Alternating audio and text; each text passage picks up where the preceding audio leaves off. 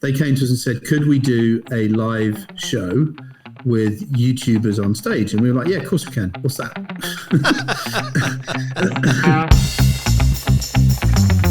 We did the YouTube Fan Fest, which was a partnership between ourselves and YouTube. We had been doing Music Matters for some time, and we were the first Asian festival to stream live on YouTube. And that was YouTube coming to us saying, would you like to stream live? Long story, but we did it. And then the person at YouTube who at the time was responsible for looking after creators, and no one knew what the word creator didn't really exist. Certainly there weren't YouTubers at the time when YouTube was considered to be dogs on skateboards and Psy. Right. If you cast your mind back to kind of 2012, 2013. Right. They came to us and said, could we do a live show with YouTubers on stage? And we were like, yeah, of course we can. What's that?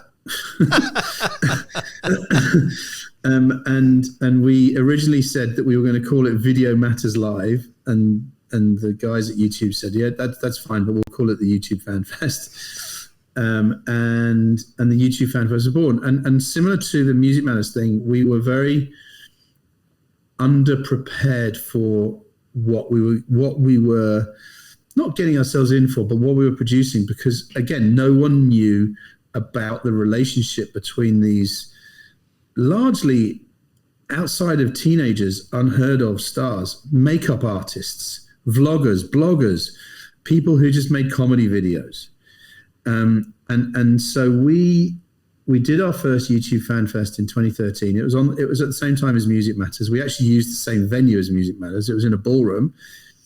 And we got into all sorts of security issues at Singapore airport because these artists would send tweets saying, hey, Singapore, we'll see you in 7 hours.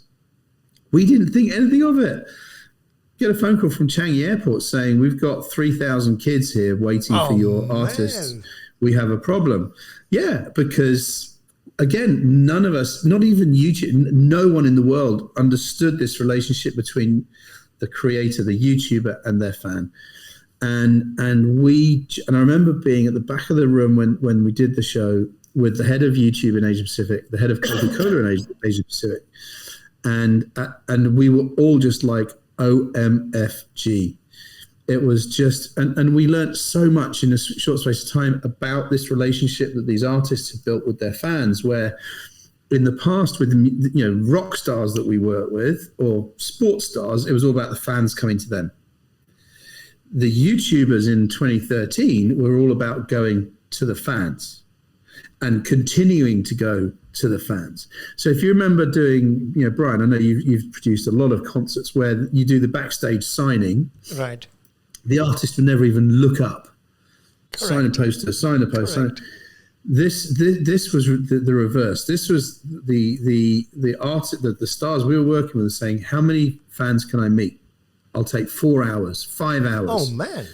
And they would spend time with them, and they'd talk to them, and they'd do selfies, and they'd, and it was this whole idea of going from exclusive to inclusive, to including all of their fans. And so we had a lot of fun over 6 or 7 years producing the YouTube Fan Fest.